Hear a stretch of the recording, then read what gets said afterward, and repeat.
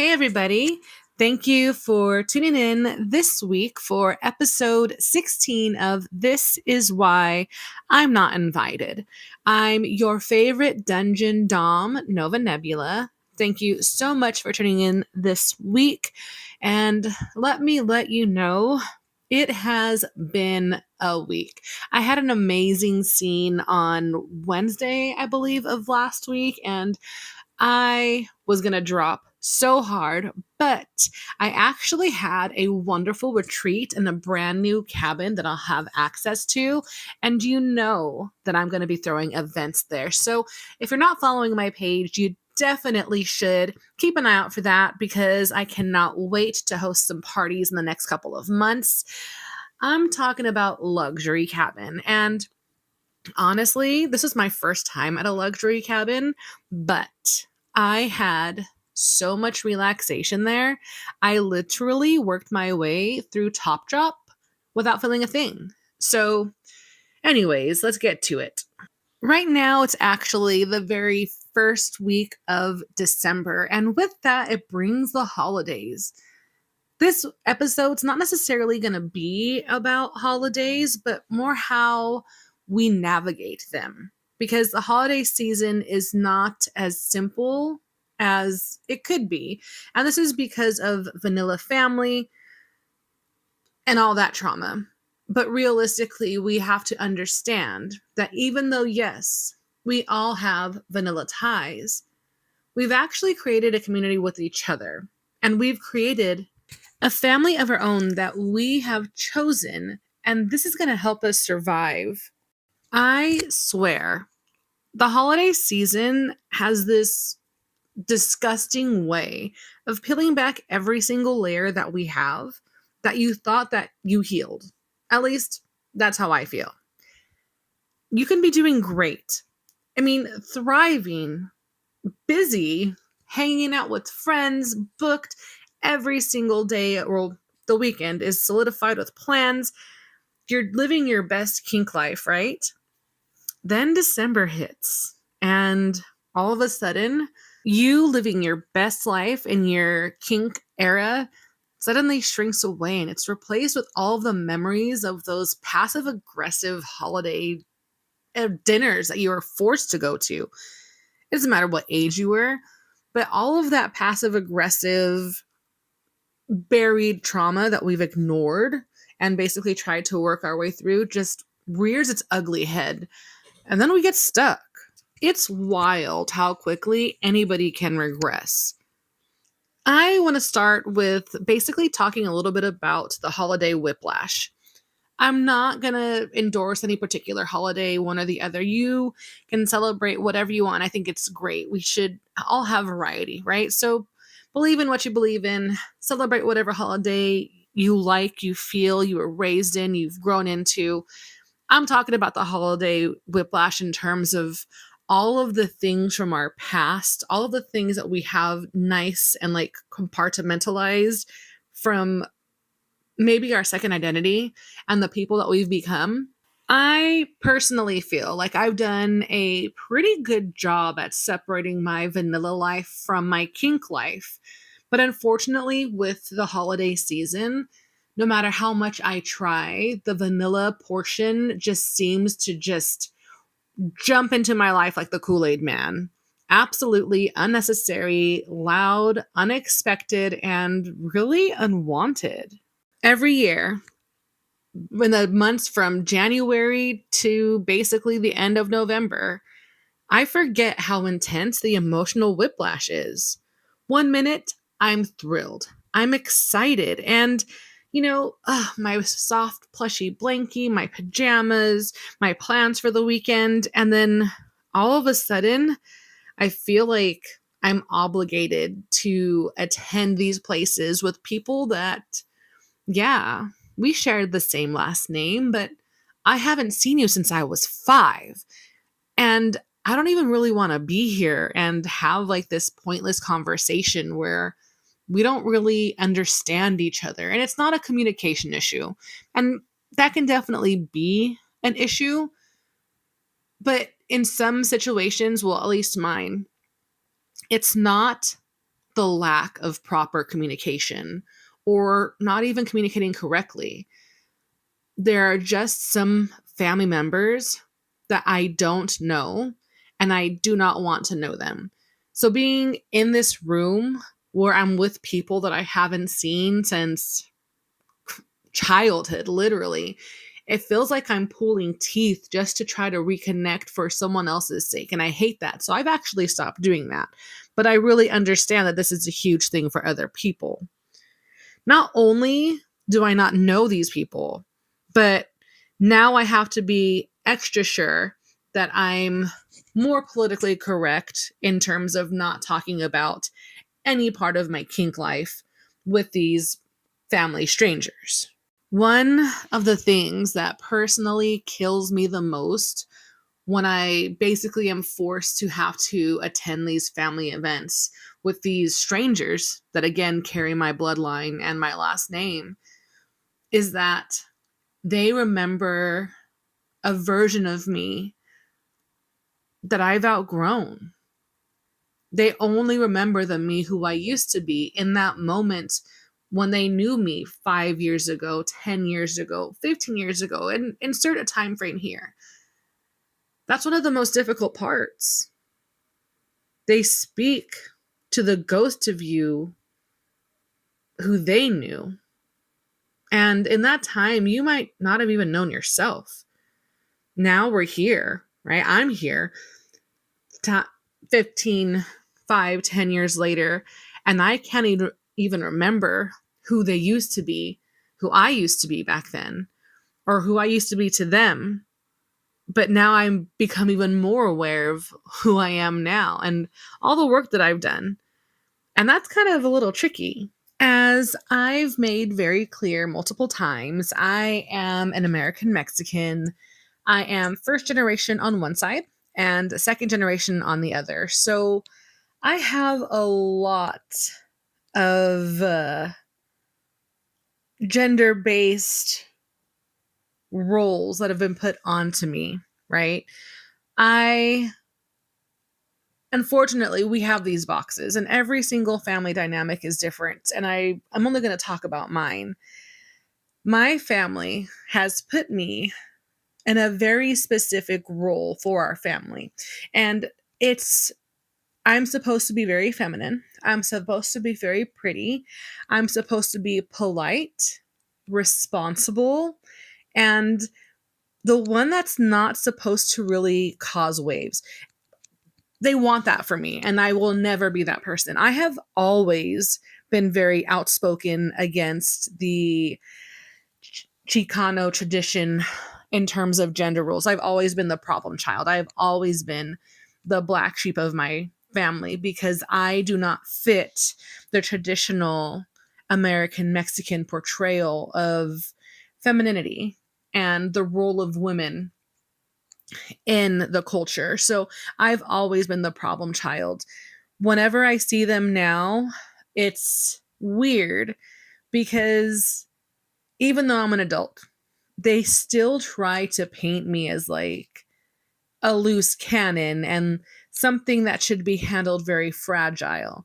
And they still try to, oh, well, you're not married yet. You're not seeing anybody. Oh, you're by yourself. And when you get put into that role, it's just exhausting.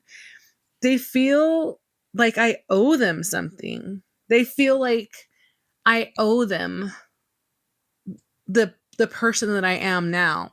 So my family doesn't care about what I've done. They don't care about my accomplishments. They don't care that I went to college and have a degree and all that stuff. They just want me to be there and sit at their family table and be the person that they envision me to be. And that's never going to happen. And it's hard. It's hard because they feel like I owe them something, but I don't.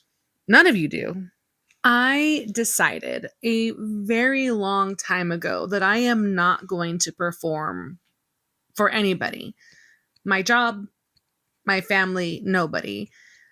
This time of year during holidays is particularly tricky because I am very stubborn and I'm pretty rigid and I'm very outspoken. And I would like to have a relationship with some people in my family, not everybody. Not everybody deserves my time. Not everybody deserves me. Not everybody deserves the person that I've become or to be in my presence. But there are some family members that, as you grow up, you understand why they were the black sheep.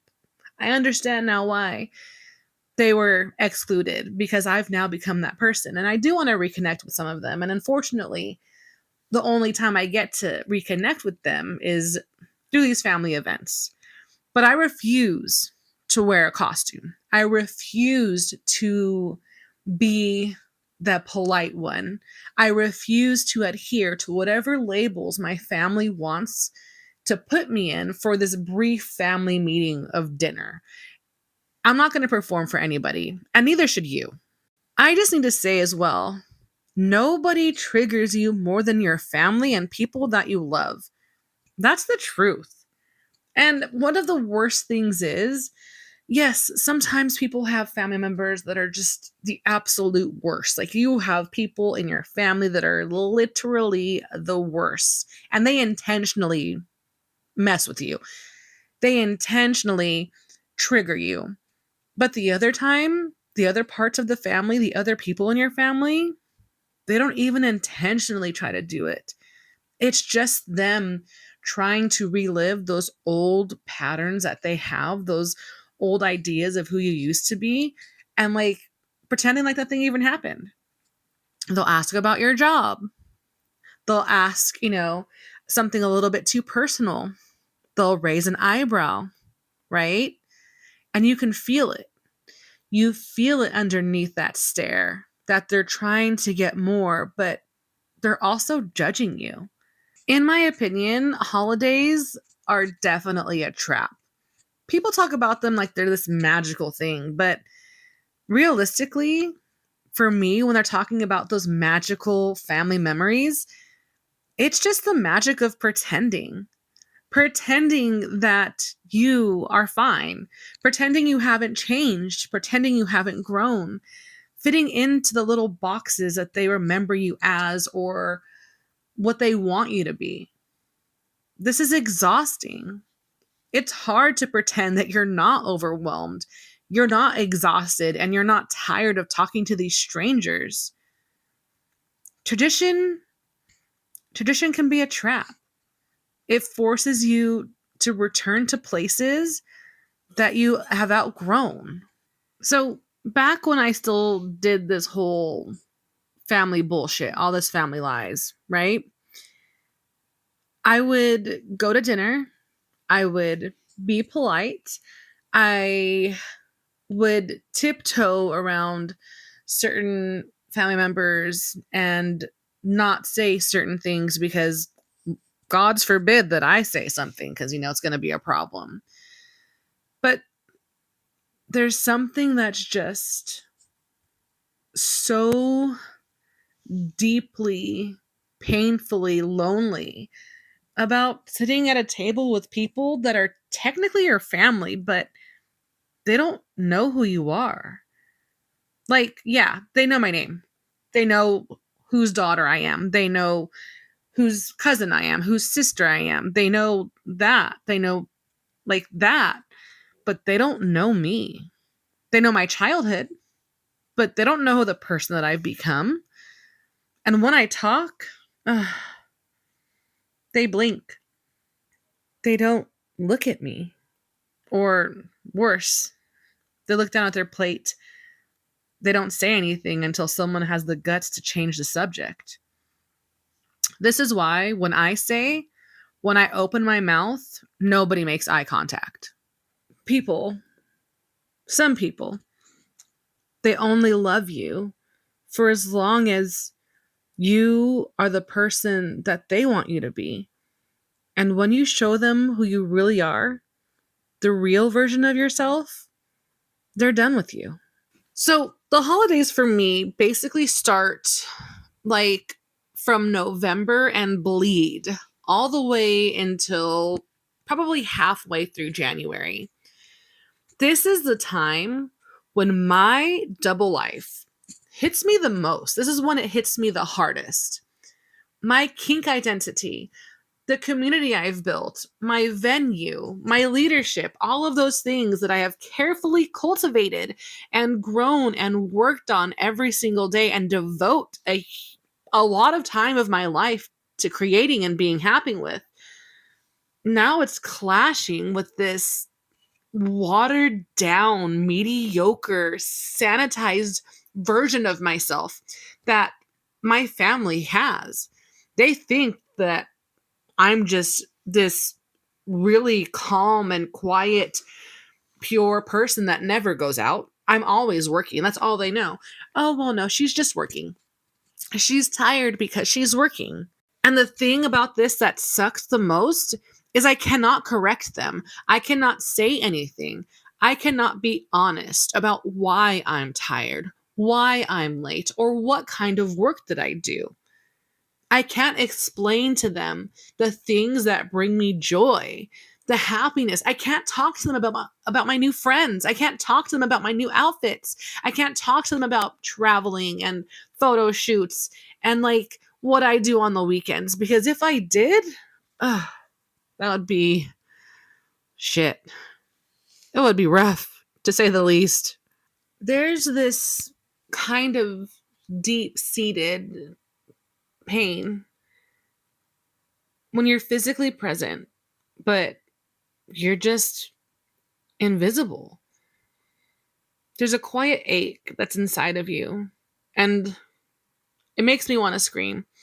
That ache that's inside of me, it makes me want to scream about who I am and what I do. I want to just fucking freak out on my tias half the time, you know? And even if I did start screaming at dinner, they still wouldn't look at me. Holidays, they remind me about that. They remind me of all my emotional labor and all the growth that I've done since childhood to be a better person, work on communication skills, grow, right? It reminds me about how lonely I was and how much of my family I actually had to survive. And this is why my chosen family means so much to me. I decided a very long time ago that I'm done pretending. Pretending only hurts you. It's draining. Pretending to be somebody else to prevent conflict, you literally are wasting energy. You're suppressing who you really are. You're losing your identity for a short period of time for irrelevant bullshit. When you force yourself to sit at these family dinners and pretend to be somebody else, the somebody that your family wants you to be, you lose the pieces of you that you have reclaimed. You lose the pieces of you that you've grown into. And when you finally leave that table of hypocrisy and passive aggressive, like just life and living, it hits you. And you realize that that wasn't you. That you were there, but you were not the person that you are. You were just the version that your family wanted you to be, and you suppressed yourself to prevent conflict. And that realization, that's a killer.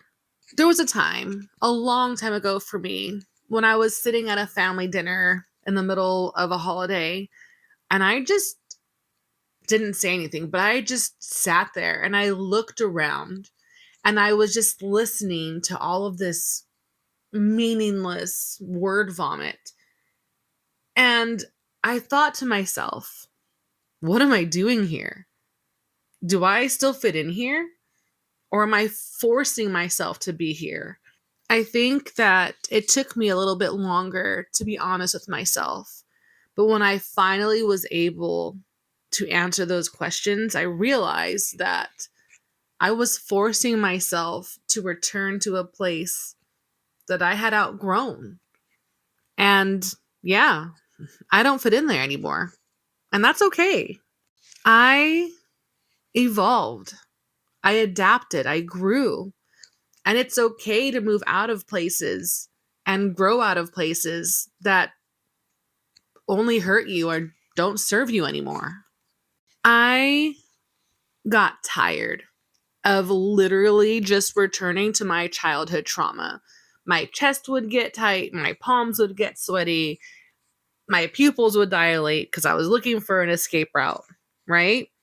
And these are all things that happen to me because your body remembers things. Even if your brain tells you, hey, you're safe, nothing is happening, we're just sitting here having dinner. My body is like, bitch, run. Why are we here? Run away. Run away. For the longest time, I honestly thought that having this idea about slipping through the back door and no one noticing me leave was like normal. That's not normal. We shouldn't want to fantasize about hanging out with family and then escaping when no one is watching. That's something we got to stop. All right. Basically, if you feel like you have to escape a family function, you shouldn't be there. If you're just dreaming of freedom while you're surrounded by family, that is not the place for you. I'm so sorry. I'm so sorry, darling. That is not a place for you anymore. That's why we have to make our own. This is where our chosen family comes in, our chosen people, right? Community. It can be in or out of kink. It doesn't have to be just the kink scene. I mean, I have some super awesome coworkers I hang out with pretty frequently, but they're your people. Those people are my type of weird. They're my type of chaos gremlins, and we all fit in together. And one of the ongoing jokes that I love to say is that me and my coworker are two halves of a whole fucking idiot, right? But that's the kind of thing that I'm into. I have chosen my coworker to be my family, and they've also chosen me back. And that's beautiful. The chaos that we have, the ability to have emotional intelligence and have conversations and have deep connection with new people, so much so that you envision them to be your family and you make them your family. They help you breathe again. And it's amazing. Our chosen family, they just hit differently. They listen deeply. They look at me. They look at you. Eye contact, full attention. They're giving you the presence you deserve. There's no judgment. You don't have to shrink. There's just a genuine connection. Because this can be new for us, it's hard because I feel like one of the things I do the most is I tend to over explain.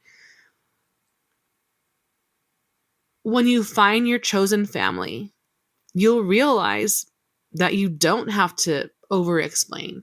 You don't have to start from the very beginning because they're going to just get you. The community that I have built, my chosen family, they just get me in a way that my blood family doesn't. My blood, they tend to ask me almost every single time, why are you like this? My king family, my chosen family, says, I'm glad you like this, and I couldn't see it any other way. Blood, my blood, they tolerate me. My kin, my chosen family, they celebrate me. It's a completely different universe. I know one of the hardest truths that we have to come to terms with is that a lot of us survived together. So many of us didn't survive our families. We survived in spite of them. And then we found each other in the aftermath, in clubs, dungeons, community nights, munches, and little pockets. That bond, that's what helped us survive. It made us gentle in ways that our families made us hard. And it made us present in the ways that we were always absent.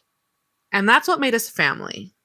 One of the reasons why kink feels like home for me is because I will never get a place where there is raw honesty, no judgment, and basically the burning desire for communication and connection. We talk openly about everything, our desires, our boundaries. We talk about consent. We talk about trauma, and we don't just trauma dump, although people do that, and we shouldn't be doing that in inappropriate places. And definitely do not trauma dump on everybody. Ask for consent first. Make sure they're your friends. But we try to find solutions to the problem. So, yeah, we can talk about trauma, but we also talk about different ways to heal from the trauma. Our vanilla families can't fathom any of this. In the kink community, at least for me, there's no pretending here. I don't have to wear a mask. I have the ability to speak my truth. And that truth gives me comfort. Absolutely. Our holiday together is not what you're going to see on Hallmark. We're not going to see this on any appropriate family TV show. There's rope, there's fire, there's dungeon. There's also blankets and cookies and pillows and crafting, right? We get to hang out and basically chill in pajamas all day. This, it's a whole vibe. It's intimacy and safety and family. When I found my kinky family and my community and my chosen family, there was a moment, and it wasn't subtle, but I realized, hey, I'm not just sitting here. I'm not just planning to escape. I'm wanted here. And being chosen, that hits different because a lot of us never got that growing up. We never got chosen. We were just there. But now, being welcomed, being understood, this is a thing that dreams are made of. The care that I get from my community is amazing, right? That text at 3 or 4 in the morning saying, hey, I'm home safe. Did you get home safe? Having someone save a seat for me, having somebody remember my triggers so that way if I'm overwhelmed, they check on me. This is real.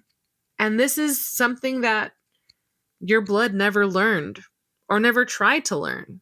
When you are surrounded by your chosen family, you can be in any state that you're in. You can be tired, you can be sad, you can be anxious or overwhelmed. And no one's going to ask you to pretend to be somebody different. They're not going to ask you to pretend to be polite and, share the mashed potatoes and pass things over and be festive. They're not going to ask you to pretend because they are concerned about you. And they're going to ask about you, ask why you're overwhelmed, ask why you're feeling the way you're feeling, and if there's anything they can do to help. Around your chosen family, you get to show up raw and looking like you've just been through a blender. And they're going to meet you where you're at and offer you some help. That's what love is. Being around your chosen family, that shows you something that your childhood that never let you believe. You're not broken. You're not too much. You're not weird. You're not the problem. You were just in the wrong environment. But now, with your chosen family, you're home. Now, the holidays, they're not painful. There's no triggers. There's no drama. You're not overwhelmed or secretly planning to escape. With your chosen family, you have the power. We make new memories. We rewrite the old ones. We create new traditions. And we choose ourselves. We choose peace. I just want to say that you are absolutely 100% okay to say no to family gatherings that drain you. You're allowed to leave early. Absolutely skip that dinner, skip the party, and skip all that family drama. You're allowed to protect yourself, protect your energy, Put yourself first. There's no guilt, there's no shame.